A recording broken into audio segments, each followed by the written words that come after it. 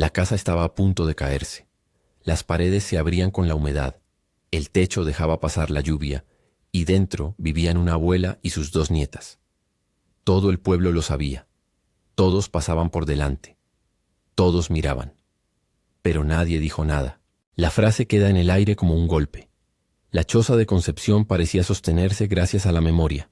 2 paredes recubiertas de barro, una teja corrida que dejaba pasar la lluvia cuando el viento venía del este, un arco de puertas que ya no cerraba bien. Desde la vereda, la aldea podía verla, la mujer encorvada que barría con una escoba de paja, la niña mayor subida en un taburete para arrebatar el polvo de las vigas, la pequeña que se dormía a veces en el rincón donde la sombra nunca alcanzaba. Pero nadie se acercó, nadie dijo nada. Concepción tenía las manos con la piel del cuero, las uñas oscuras de semilla y barro. Las arrugas en su rostro eran mapas, la risa de una juventud que había sido breve, la sequedad de años en los que la comida se medía en cucharadas, las noches sin manta.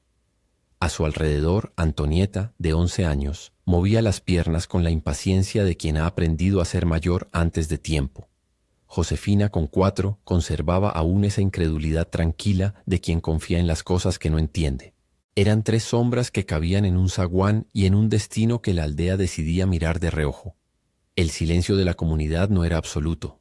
Había murmullos en la plaza, un comentario que se dejaba caer como hoja seca en la boca de los hombres que jugaban dominó en la sombra del palo santo, pero las palabras no llegaban hasta la puerta. Eran frases medidas, llenas de la compasión que se queda en la distancia. Pobres, es la vida, no hay mucho que hacer. A veces, cuando el sol golpeaba fuerte y la gente cerraba persianas, un vecino aventuraba una mirada más larga, como si el ver por más tiempo fuese peligroso.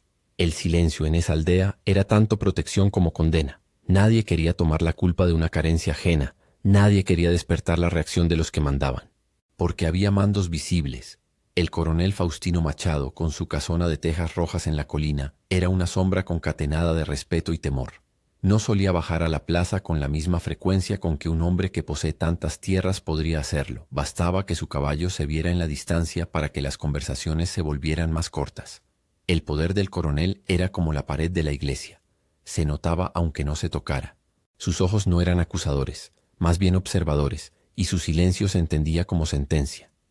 En la aldea se decía que él resolvía todo con un gesto, que una palabra suya abría o cerraba créditos, contratos y ayudas. Pero con la choza de Concepción no movió ni un dedo.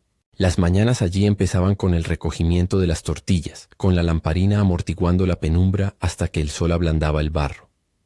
Concepción levantaba en la oscuridad y hacía cuentas. Leña para café, harina para 2 panes, una cucharada de azúcar que nadie discutía. Antonieta aprendía a trenzar el pelo de Josefina mientras repartía la poca ropa que tenían para que supiera a limpio. Los vecinos, cuando se cruzaban, le ofrecían pequeñas dádivas, una cebolla, una olla con caldo que sobraba, las sobras de una fiesta. Eran dádivas que no reemplazaban un techo, y esa era la verdad que se enroscaba en la garganta de Concepción. Las manos de la comunidad llegaban, pero no alcanzaban a sostenerla. Hermenildo Correia pasaba por la aldea con su carreta repleta de cachivaches, monedas de cambio y historias de mercados.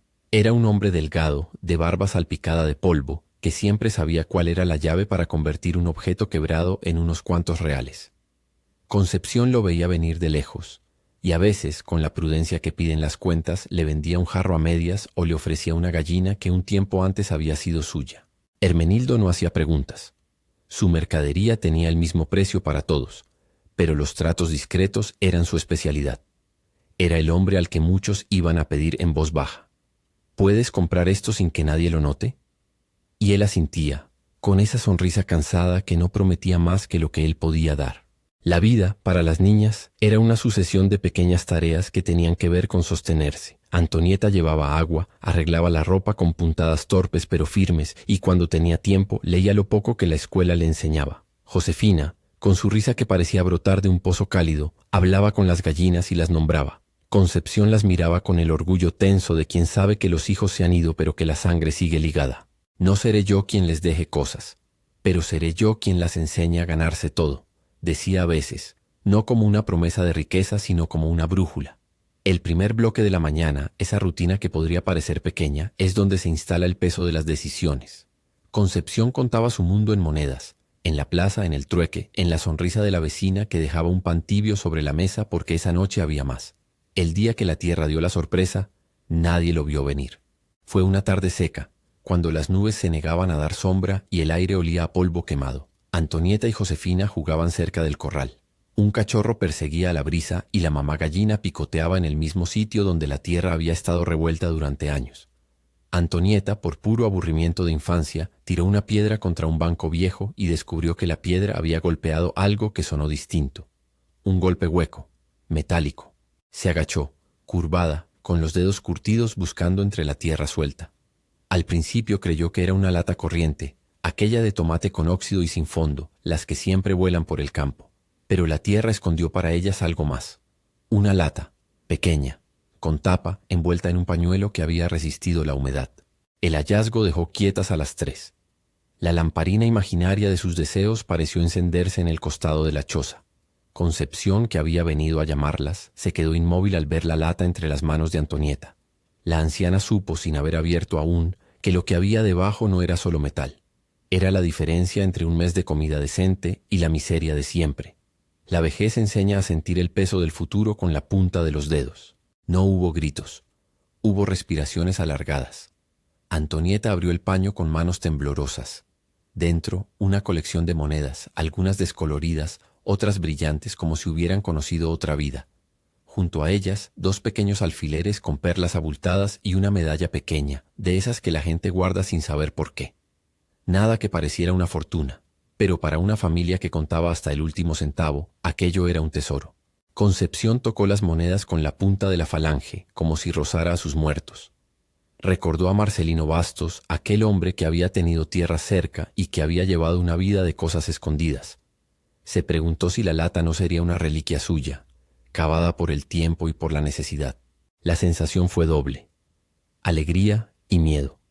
La alegría llegó rápida, un calor en la nuca que prometía cenas con pan, un saco de papas, tal vez la reparación de la teja que dejaba entrar el agua. El miedo, más profundo, se instaló en el estómago como una piedra. ¿Qué haría la gente si supieran que algo de valor había aparecido en la casa de los olvidados? ¿Qué mirada le echaría el coronel? ¿Qué exigencias nacerían? Concepción sostuvo la lata junto al cuerpo y buscó en la memoria las noches en que no había recorrido, las promesas incumplidas, la idea de que las dádivas eran siempre condiciones para callar. Sabía, con la claridad que da la miseria, que el descubrimiento tenía varios dueños posibles: la comunidad que pediría repartir, la ley que se invocaría para validar reclamaciones, el coronel que podría convertir el hallazgo en un favor condicionado.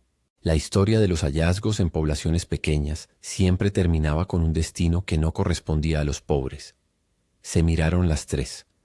Antonieta, con sus ojos grandes, preguntó lo que cualquier niña preguntaría: ¿Vamos a contarlo, abuela? Josefina, con su mano en el pañuelo, no dijo nada. Su silencio era la salvaguarda de quien aún esperanzada cree que la vida guarda justicia. Concepción decidió en silencio, como quien pesa una moneda en los dedos. Esa noche, con la lamparina echando una luz dócil, Concepción tomó una decisión que no sería sencilla. No la dijo en voz alta. La voz de la necesidad puede ser un cuchillo. La noche la encontró con las monedas en un cuenco de barro, un pequeño róster donde guardó lo que había.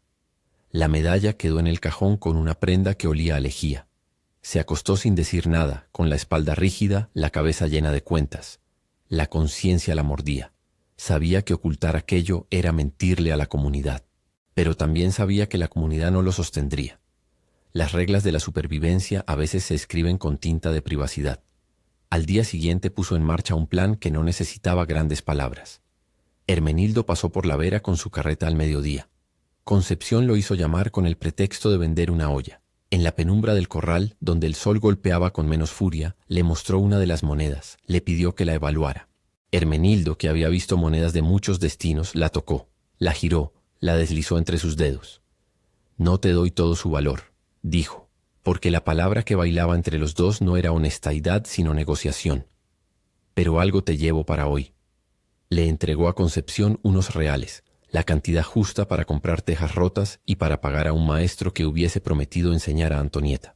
La venta fue silenciosa. Concepción no mintió del todo. Dijo que era una moneda que había encontrado en un trasto viejo. No habló de la lata. Hermenildo no preguntó. En el fondo, ambos sabían por qué se hacían favores que el pueblo no concedía. La transacción quedó sellada con un guiño, una necesidad reconocida sin más patetismo. Con los primeros reales compró lo urgente: una teja nueva, clavos y la mano de un carpintero del pueblo que reparó el arco de la puerta. La casa dejó de gotear en el rincón donde las mantas dormían. Compró también una pequeña capa para Josefina, porque los inviernos eran traicioneros. Y compró en secreto una pequeña libreta para Antonieta. En su interior escribiría las primeras letras. La transformación fue discreta, como todo aquello que se hace para que nadie lo note. La gente empezó a mirar la choza con menos compasión y más curiosidad, pensando que tal vez alguien había pasado y dejado ayuda. Los rumores, sin embargo, germinan con rapidez en los pueblos. Unos ojos vieron la teja nueva. Alguien comentó que la anciana había podido cambiar la puerta. Al principio todo se regó como una sombra ligera. Luego, como suele pasar, los rumores se espesaron. Se habló de una lotería ganada, de una herencia inesperada, de un alma caritativa que había dejado dinero. Concepción escuchó desde la cocina, removiendo la sopa, y sintió que la verdad se le volvía al revés. Ocultar la lata no significaba ocultar la transformación. Las pequeñas mejoras llamaban a explicaciones y las explicaciones atraían preguntas. En la plaza, el coronel apareció una tarde. Bajó de su caballo con el andar de quien no necesita correr.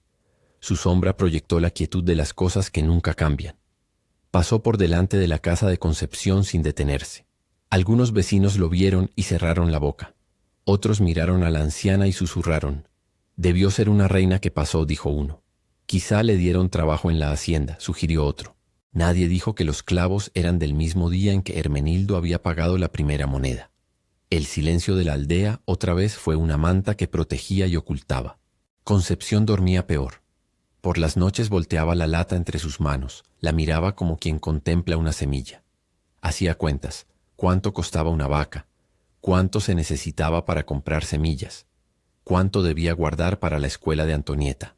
La tentación de gastarlo rápido en pan cundía, pero la experiencia enseñaba a dividir lo necesario de lo urgente. Ella contaba, multiplicaba, restaba hasta que los números formaban un mapa de futuro. No era codicia, era estrategia. Mientras tanto, Lorenzo Tavares, el joven que en las tardes llevaba flores para Antonieta y que ofrecía su compañía como quien ofrece promesa, se acercó más de lo habitual. Lorenzo había visto a Concepción reparar la puerta y a las niñas caminar con ropa más pulcra, y su curiosidad se volvió una pregunta. ¿Quién ayudó? Antonio, el carnicero, dejó escapar el comentario en el fogón. El rumor corrió. Lorenzo, con la timidez de un muchacho que corteja, se acercó con flores pequeñas y preguntas que sonaban a velos. Antonieta, ahora con la libreta de letras, recibió su atención con la mezcla de vergüenza y orgullo de quien sabe que alguien la ve de otro modo. Pero Lorenzo no sabía lo esencial. No sabía que la casa no había sido rescatada por caridad, sino por la venta de algo descubierto bajo la tierra. La verdad se estaba volviendo un secreto que se filtraba como agua entre las tablas. El silencio también tenía pausas de ternura. No todo en la aldea era indiferencia. La señora que vivía al lado dejaba platos con caldo y la maestra se ofrecía a dar lecciones gratis los sábados. Estos gestos no resolvían la falta de techo ni la ausencia de un padre, pero ofrecían compañía. Concepción correspondía con un pan, con una historia, con la sonrisa que se guarda para quienes la han dado. Las relaciones eran, en ese sentido, el barro que pegaba las cosas y evitaba que todo cayera. Aún así, el hallazgo de la lata marcó un antes y un después. Despertó interés, sospechas y la movilidad de quienes por costumbre esperan que algo caiga del cielo. Hubo otra venta. Con el tiempo vendió otra moneda a Hermenildo, luego una argolla pequeña a un comprador de segunda mano. Cada venta era un recorte de culpabilidad que le permitía respirar. Las mejoras continuaron. Anclaron un dintel nuevo, pusieron una cortina en la ventana que antes era un agujero. Antonieta pudo ir a la escuela con menos hambre. Josefina dejó de enfermarse con frecuencia. Los cambios eran reales, palpables, fruto de decisiones que nacían del hallazgo. Pero junto a la gratitud venía el peso del secreto. Concepción sabía que las preguntas podían aparecer, que el silencio de la comunidad era una frontera frágil. Un día por la tarde, mientras barría la vereda, vio a Vicente Bastos por primera vez. Él venía de la ruta, con un saco que había visto mejores días y una mirada que no pertenecía a los de la aldea. Traía el paso de quien había vivido en otros lados. Se paró unos pasos más allá y sin mucha ceremonia ofreció un cigarro a un hombre que conversaba cerca. Nadie por un momento notó que había detenido la mirada en la casa de Concepción. Vicente se inclinó, acompañó una sonrisa y preguntó por un agua. Su voz era lisa. No cargaba saberes de quien pretende mandar. Era un forastero que parecía dispuesto a no imponer. Concepción lo observó desde la puerta. Había en Vicente una mezcla de cuidado y distancia que le gustó. No parecía curioso por los rumores, ni demasiado interesado en las bondades del coronel. Señores como él habrían posibilidades. No eran amores majestuosos ni acuerdos definitivos, pero su llegada fue una ráfaga de aire. A la hora de la siesta, Vicente pudo verse reparando una rueda en la esquina de la plaza y ofreciendo una mano a quien la pedía. Su presencia no cambió de golpe nada, pero la aldea lo anotó con el interés discreto que se da a las piezas nuevas. Concepción, que había aprendido a medir las palabras, aceptó ofrecerle agua. Conversaron poco, de lo cotidiano, el camino, el tiempo, la calidad del maíz. Vicenteno habló de su trabajo como carretillero, de los lugares por donde había pasado. No preguntó por la casa ni por las mejoras. No preguntó por las monedas. Eso gustó a Concepción. Gustó porque había una forma de alivio en la no pregunta. Sin embargo, la ausencia de preguntas no significaba seguridad. Los rumores continuaban su obra. En la plaza, los murmullos comenzaron a adoptar tonos más afilados. Que si la anciana había comprado tierras, que si ahora tenía sodas para repartir, que si alguien la había rescatado del olvido. Algunos vecinos, movidos por la envidia o por el deseo de reparto, empezaron a mirar con recelo. El coronel, por su parte, mantenía su postura, como la sombra de una campana. No dio señales, pero su presencia se sentía como siempre en la manera en que la gente reducía sus voces. Una tarde de mercado, Hermenildo llegó excitado. Alguien había ofrecido comprar una joya, una de las finas con perlas que habían salido del pañuelo. El precio era tentador y las manos de Concepción se movieron con la vieja práctica. Vender lo que no haría falta para siempre. Pero mientras el dinero entraba, la culpa la picaba. Ella sentía que con cada moneda vendida se afianzaba una malla de secretos que si se cortara en el lugar equivocado traería problemas. La verdad en ese sentido es como un vaso. Si lo llenas hasta el borde y dejas que los demás lo agiten, el agua se derrama. Antonieta, que empezaba a comprender algo del mundo, le preguntó un día con la voz más seria de la que había mostrado. «Abuela, ¿por qué no lo contamos?» La pregunta le atravesó el pecho a Concepción. Le devolvió la mirada con suavidad. «Porque a veces decir la verdad no nos salva», contestó. No era una enseñanza para evasión, era una constatación amarga. El mundo no siempre te escucha, y a menudo quien vive en la falta es el primero en pagar por la honestidad ajena. Esa noche la lluvia volvió. La teja nueva dejó pasar agua en otro sitio, como si temiera comprometerse con la lid. Concepción, con las manos que habían vivido suficientes inviernos, tapó el agujero con un trapo y con palos. Tuvo que preguntar al carpintero por un arreglo que costaría más de lo que su venta habitual le permitía. Sus cálculos volvieron a la lata, ese objeto pequeño que yacía escondido. La lata era un secreto con peso. La tapó, la escondió detrás de unas tablas en el altillo y subió a dormir con el corazón apretado. Mientras tanto, el pueblo seguía tejiendo su juicio. A algunos les parecía bien que la anciana tuviera aliento nuevo para sostenerse. A otros les olía a injusticia que alguien olvidado obtuviera lo que a tantos les faltaba. El silencio del coronel, que no responde ni se pronuncia, era un muro que dejaba a la gente sin guía. Por eso los juicios se volvieron como viento. Soplaban, cambiaban de dirección y nadie los detenía. Concepción caminaba por la casa con la sensación de ser dos, la mujer que recibía la ayuda y la que la había fabricado en la sombra. Ambos rostros convivían sin paz. Sus noches estaban pobladas de preguntas que no formaban respuestas. Si declarara el hallazgo, ¿qué pasaría? Si lo guardaba, ¿qué precio interior tendría que pagar cuando la verdad asomara? La anciana había aprendido que las decisiones éticas son como las cosechas. Siembra hoy, recoge mañana, y a veces la plantación necesita sacrificar una flor. Una tarde, sin saber por qué, tomó un papel. Empezó a escribir algo que parecía no tener destino. Una carta. No era la carta final. Era un intento de poner en orden las cosas dentro de ella misma. Escribió con la mano temblorosa algunas frases que luego borró. Anotó el nombre de Marcelino Bastos, anotó la fecha en que la tierra había dado la lata.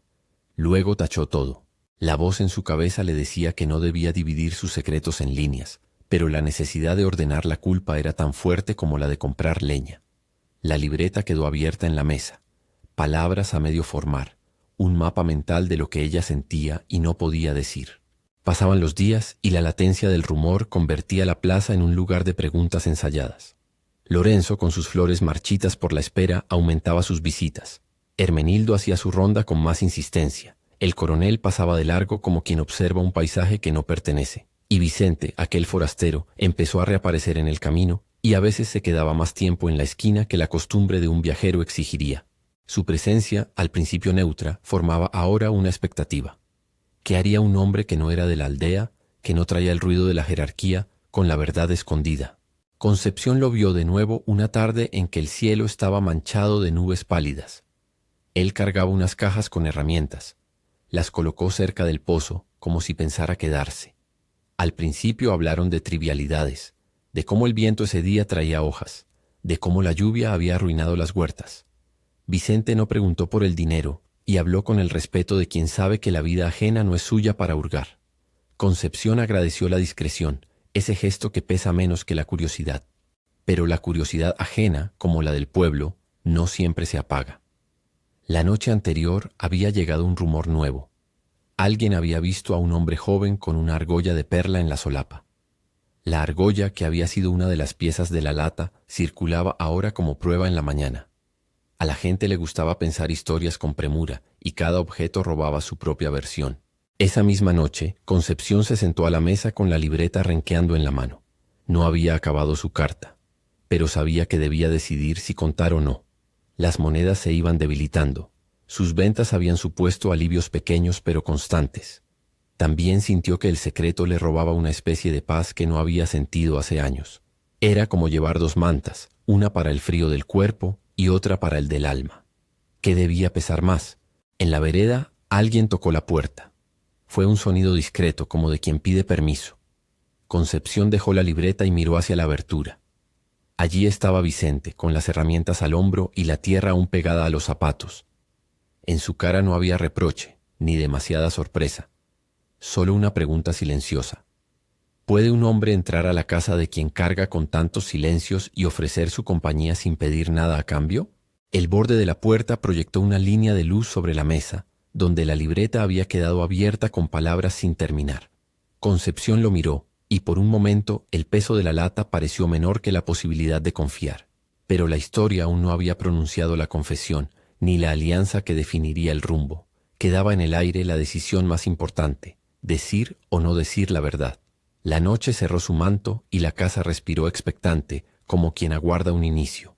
Vicente apoyó la palma en el marco de la puerta y no dijo más que un saludo tenue. Concepción lo miró un instante midiendo el gesto. La invitación contenía menos prisa que una palabra, y eso para ella ya era una forma de ayuda. Lo albergó dentro, le ofreció el taburete más cerca del fogón y sirvió agua en una taza que tembló por la temperatura y por la emoción de quien no espera todo a la vez. No hubo ceremonias.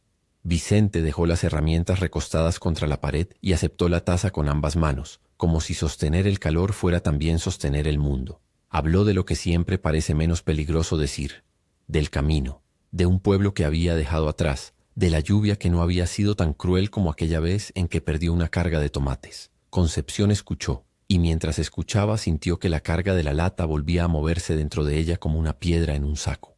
Ya no cabía ocultarla del todo. Necesitaba darla a luz, aunque fuera de manera diferente. Al final le dijo lo que llevaba en la libreta, las cifras, las ventas, las reparaciones. No contó todos los detalles al principio. La voz le salía en fragmentos, en pausas que eran taladradas por el miedo al juicio. Vicente la observó sin prisa, y cuando ella terminó, él no pronunció condena. Tampoco ofreció soluciones grandiosas.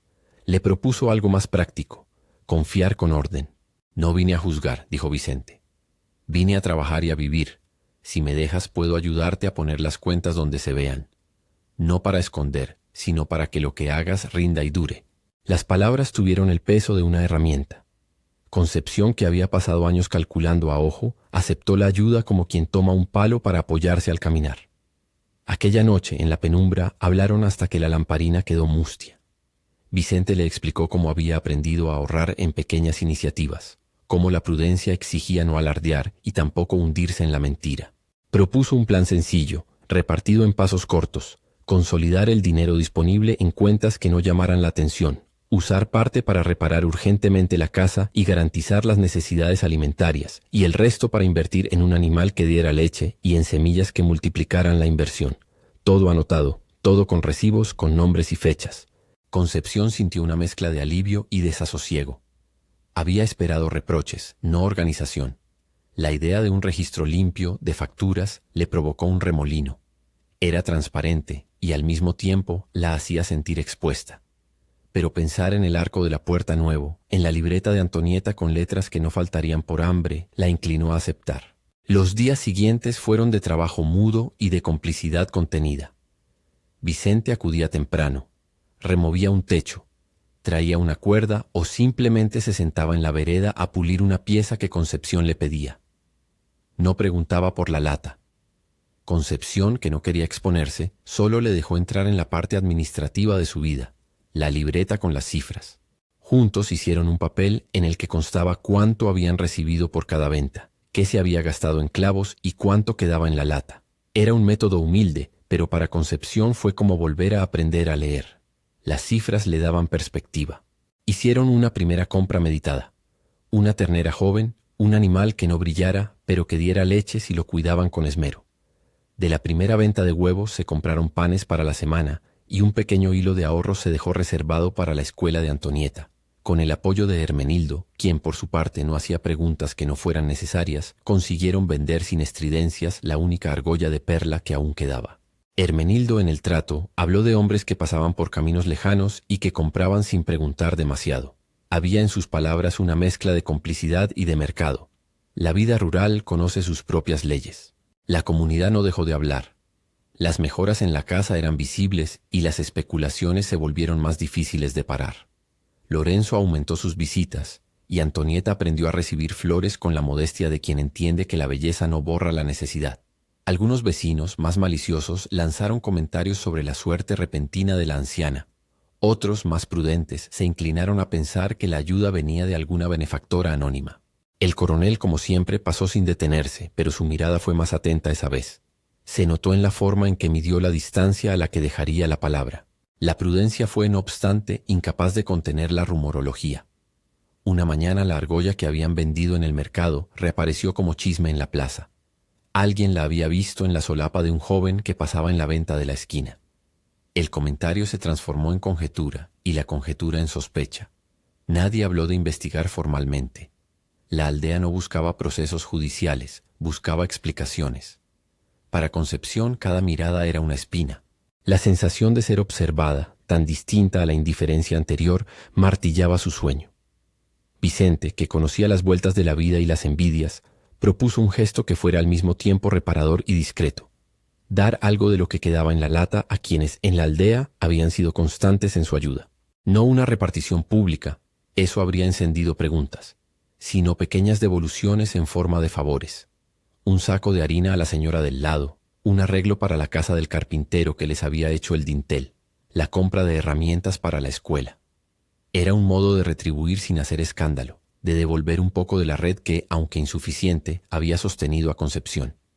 Ella aceptó y lo hizo con la humildad de quien no pide nada y quiere devolver lo que pudo. Pese a todo, una mañana llegaron dos hombres vestidos de fuera del pueblo. No eran oficiales de alto rango, ni traían orden escrita. Eran recaudadores de alguna autoridad rural que pasaba por la región para curiosear sobre fortunas inesperadas. Tocaron la puerta temprano, y Concepción, que no estaba acostumbrada a ser interrogada, sintió el pánico ascender por la garganta como un humo. Vicente estaba cerca.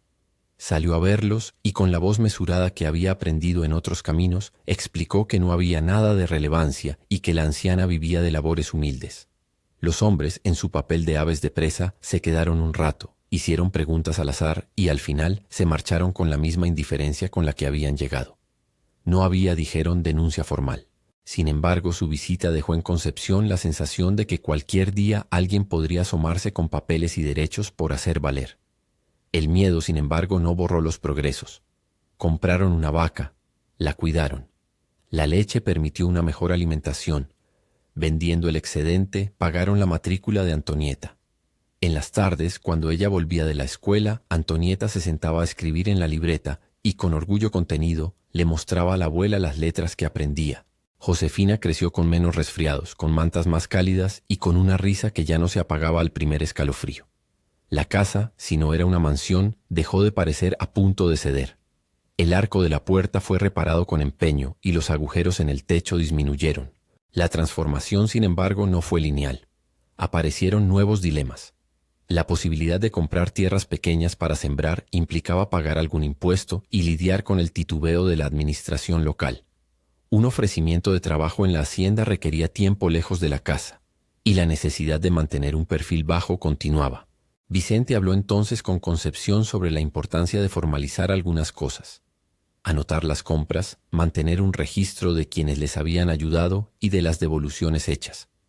No era un intento de burocratizar la vida, explicó, sino de protegerlos de futuras preguntas.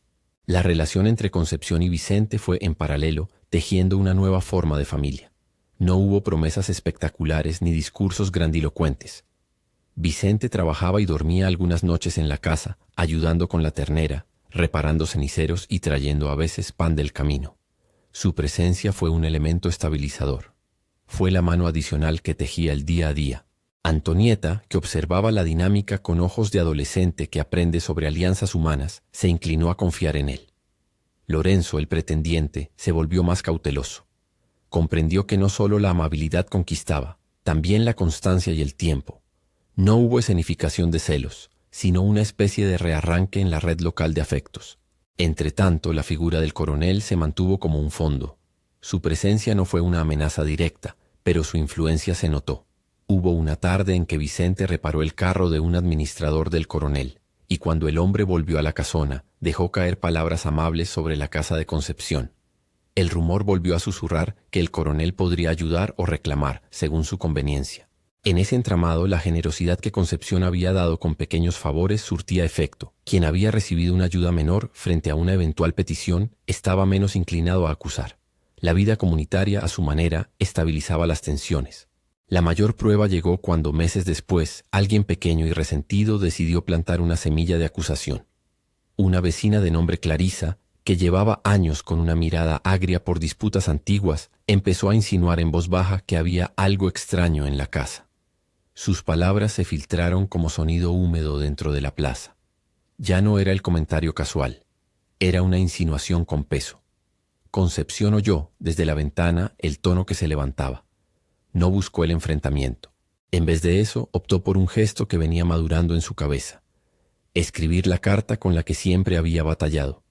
No se trató de una nota defensiva, ni de una confesión teatral para limpiar reputaciones. Concepción tomó papel y pluma, y con la calma de quien sabe que las palabras pueden sostener lo que la fuerza no puede, escribió. Puso fecha. Contó con sencillez cómo había encontrado la lata, lo que había hecho con las monedas, las ventas, las compras, las mejoras. Admitió haber ocultado inicialmente el hallazgo por miedo a que la vida de sus nietas quedara en manos de otros, y explicó cómo se había decidido por la inversión responsable con la ayuda de Vicente. No justificó el ocultamiento con orgullo. Habló de la necesidad y del cálculo. Terminó la carta con una petición: que si alguien consideraba que había obrado mal, que la ley o la comunidad pidiera lo que correspondiera con la misma mesura con la que ella había actuado.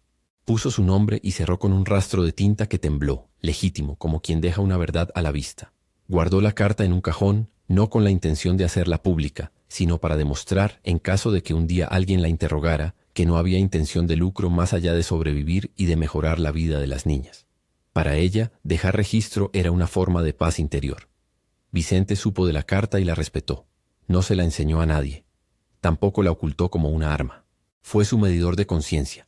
El rumor de Clarisa no se extinguió de inmediato. Hubo días de miradas y de silencios más pesados.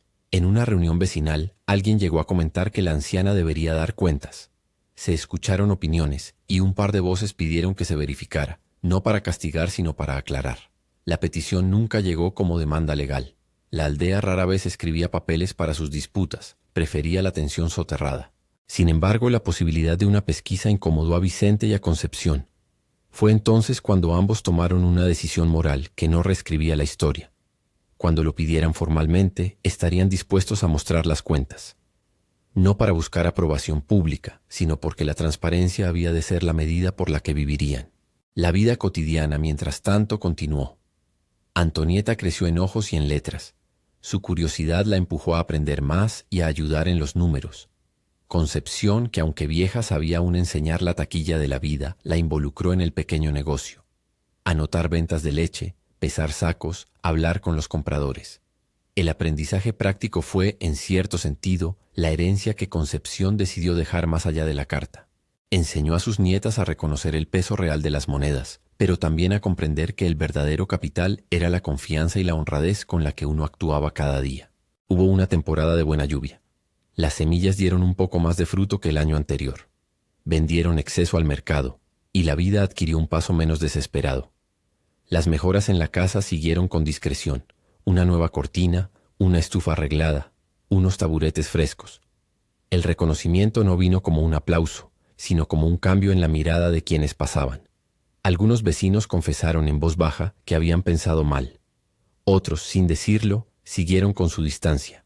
El silencio de la aldea, otra vez, se convirtió en una manta que cubría las fragilidades. La moneda que más pesó no fue la de plata, sino la que Concepción puso en la mesa de la memoria: la carta. Con el tiempo se convirtió en el documento que a su muerte abriría la herida y la curaría a la vez. No fue una carta que pusiera de manifiesto la defensa de actos heroicos. Fue más bien una manera de explicarse a quienes quedasen por venir. Durante años la llamó su papel de las cuentas y lo mantuvo en el cajón, junto a la libreta donde anotaba la leche y la venta de huevos. La libreta era el registro del trabajo, la carta, el registro del conflicto interno. La salud de Concepción empezó a declinar con la lentitud de las cosas que saben irse. No fue una caída súbita, sino un fluir hacia un reposo más constante. Las manos ya marcadas temblaban con más frecuencia. Las noches, que antaño cosían ideas, ahora pedían reposo. Ella aceptó la fragilidad con la misma dignidad con la que había contado las monedas. Vicente permaneció más presente que nunca y las niñas se inclinaron a su cuidado. En esos meses, la vida mostró con claridad que las mejoras eran fruto de esfuerzo y compañía. El tiempo invertido en la ternera, en la huerta y en la libreta dio frutos modestos pero firmes. Un día, Concepción reunió a la familia. No fue una llamada solemne, fue un gesto cotidiano en que pidió que todos se sentaran alrededor de la mesa. Vicente, Antonieta y Josefina se acomodaron. Ella puso la carta sobre la mesa, la sacó del cajón con un aire de quien entrega un legado más que un testamento. Leyó en voz alta, con la claridad de quien ha decidido no dejar dudas a sus herederos. Le habló a sus nietas de la necesidad que la había empujado a ocultar el hallazgo al principio, de la vergüenza que había sentido al hacerlo y de la paz que había conseguido al invertir para el futuro. Les habló de Vicente como el hombre que la había ayudado a ordenar la vida. Les dijo que si en la plaza o en la ventanilla de algún funcionario alguien reclamaba la verdad, que ellas fuesen honestas y mostraran las cuentas.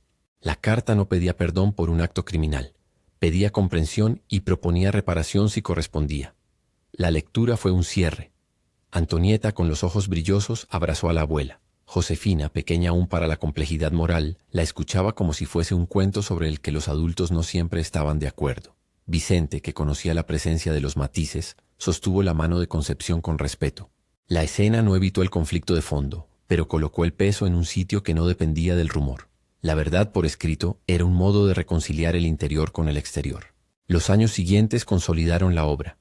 Antonieta pudo terminar la escuela con becas pequeñas y con la ayuda de un maestro que creyó en su empeño. La casa siguió reparándose con el ritmo pausado de quienes no han conocido la prisa de los ricos.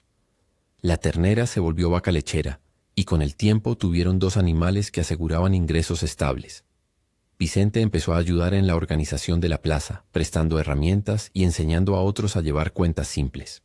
Su presencia no borró los ecos del pasado, pero sí los domesticó con trabajo. La carta permaneció en la mesa del hogar, no como arma sino como memoria. A veces alguien de la comunidad entraba y la veía. Unos miraban con curiosidad, otros con culpabilidad. No se produjo, sin embargo, una catarsis colectiva. La aldea es un tejido con hilos antiguos. Algunos se tensaron, otros se relajaron. Hubo, eso sí, una tarde en que Clarisa se acercó a la casa y dejó sobre la vereda un ramo silvestre. No dijo nada, pero la acción fue un modo de reconocimiento. Las palabras que hubieran quemado el orgullo de la abuela estaban sustituidas por un gesto que, aunque pequeño, empezó a deshacer cierto rencor. Concepción murió una madrugada de verano. No fue una escena trágica. Fue como la última puntada de quien cose una sábana y descansa. Sus manos, ya temblorosas, estaban sobre la manta. Los días previos habían sido de conversación tranquila, de temas repetidos que uno dice cuando los recuerdos son amigos. La familia estuvo allí. Antonieta le sujetó la mano. Josefina le habló de las gallinas. Vicente limpió con paciencia la mecedora. En sus últimos minutos, Concepción miró la ventana y dijo, con voz baja, algo que nadie pudo oír del todo. Cuando la respiración se hizo pequeña, la casa no estalló en llanto estrepitoso. Hubo, en cambio, un silencio que era abrazo, una recolección íntima de todos los esfuerzos hechos para sostenerla. El funeral fue modesto. Los vecinos que habían reservado juicio llegaron y algunos pronunciaron palabras que eran más personales que críticas. El coronel, fiel a su costumbre de distancia, no asistió. Envió, sin embargo, un hombre a llevar claveles y a ofrecer ayuda para la sepultura. Fue un gesto sin fanfarrias, y nadie lo celebró como redentor. Hermenildo estuvo presente y, con su voz áspera, habló de la honestidad de los tratos que algunos no querían recordar. Lorenzo llevó flores y con timidez se quedó para sostener a Antonieta en los días siguientes. Tras la sepultura, la carta se hizo pública en el sentido más íntimo. No fue entregada a la plaza, pero Vicente la leyó en voz alta para la familia y luego la dejó en manos del maestro de la escuela local, que pidió leerla y la guardó como ejemplo de memoria y de conflicto humano. La lectura despertó reacciones variadas. Unos aplaudieron la franqueza. Otros dijeron que la verdad no perdona la ocultación. La enseñanza que dejó la carta no fue la de exoneración ni la de condena. Fue una lección de ambivalencia. Las cosas difíciles a veces obligan a acciones que no son limpias, pero que pueden ser amortiguadas por la responsabilidad posterior. Con el paso de los años, la casa se convirtió en un lugar donde se enseñaba el arte del ahorro y del trabajo. Antonieta creció, estudió y se fue a la ciudad a completar una formación para maestra. Volvió los veranos para enseñar en la escuela del pueblo. Josefina, con la dulzura de quien ha sabido ser amada, quedó a cuidar la pequeña huerta. Vicente, que no buscó títulos, se ganó la estima por su constancia. La comunidad, sin transformarse en un coro de alabanzas, empezó a reconocer que los grandes gestos no siempre son públicos. A menudo son las manos que arreglan el dintel y los ojos que miran sin juzgar. La pregunta que quedó flotando, sin embargo, no se resolvió en la aldea. ¿Había sido correcto lo que hizo Concepción? La opinión pública, fragmentada, nunca dio una sola respuesta. Algunos, sobre todo quienes habían necesitado algo de la anciana, defendieron su decisión. Otros, con la rigidez de quien cree que la ley es único árbitro, condenaron el ocultamiento.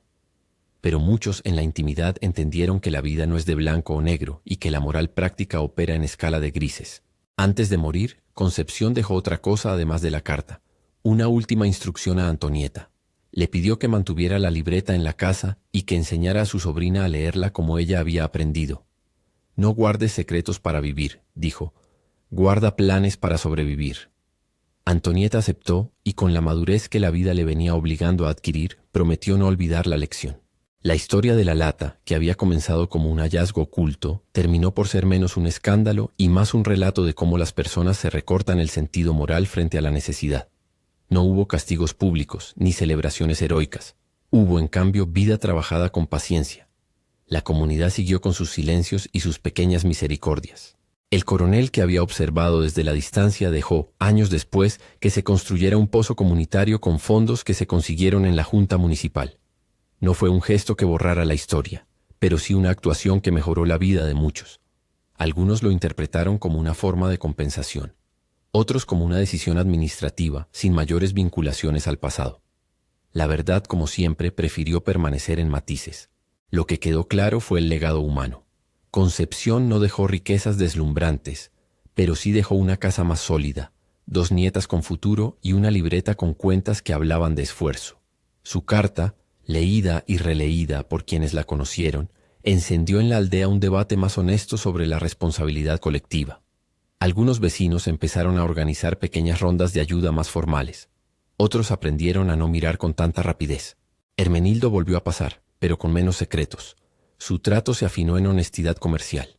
En la escuela, cuando Antonieta fue maestra los veranos, usó la historia para enseñar algo esencial, que la moral no siempre es sencilla y que comprender el contexto no equivale a absolver sin consecuencias. Les pidió a los estudiantes que pensaran en qué harían frente a la misma lata. Las respuestas fueron diversas y en su diversidad reveladoras. Unos dijeron que entregarían el hallazgo, otros que lo invertirían. Algunos hablaron de pedir consejo a una autoridad. La discusión fue la mejor herencia: enseñar a pensar en términos de responsabilidad colectiva. Años más tarde, Antonieta, ya madura, escribió una carta propia y la puso junto a la de su abuela. En ella narró cómo la libertad de elegir había llegado con costos, la desconfianza de algunos, los silencios de otros, las noches de remordimiento. Pero también contó la virtud de haber invertido en vida y no en lujos. Su carta, como la de Concepción, no limpiaba culpas, ofrecía la posibilidad de diálogo. Fue leída por generaciones que en sus propios modos enfrentaban penurias y decisiones. La última imagen que muchos recuerdan de Concepción no es la de la lata ni la de la polémica, sino la de una anciana que con las manos curtidas enseñaba a Antonieta a anotar las ventas de huevos en la libreta, la de alguien que en vez de pedir piedad eligió enseñar a pelear la miseria con organización. Ese gesto humilde quedó como un alfabeto para la comunidad. La pregunta que abre esta historia, la que retumba desde el título, no obtuvo una respuesta única. El abandono fue real al principio. Nadie se acercó. Nadie dijo nada cuando la choza parecía a punto de ceder. Ese abandono fue un hecho frío, visible, y la comunidad, por acción u omisión, decidió mirar hacia otro lado. Pero luego surgió la compasión en pequeñas formas. Algunos ayudaron, otros miraron con recelo. La lata abrió un conflicto que reveló más sobre la vida rural que sobre la mala fe de una anciana. Mostró cómo la pobreza hace que las reglas morales se enreden y cómo la necesidad obliga a elegir entre la exposición y la supervivencia. ¿Qué harías tú en su lugar? ¿Habrías contado el hallazgo al instante, confiando en el alma de la comunidad, o habrías protegido aquello que prometía comida y educación? No hay una respuesta simple. Lo que permanece es la lección de que la honestidad puede ser un camino de trabajo lento y que la solidaridad efectiva no se practica solo con palabras en la plaza, sino con manos que sostienen a quienes están en la orilla. Si esta historia te conmovió, compártela con alguien que pueda reflexionar sobre estas decisiones difíciles. Cuéntanos en los comentarios, ¿qué hubieras hecho tú? Y si quieres seguir escuchando historias que miran la vida con compasión y preguntas, suscríbete al canal.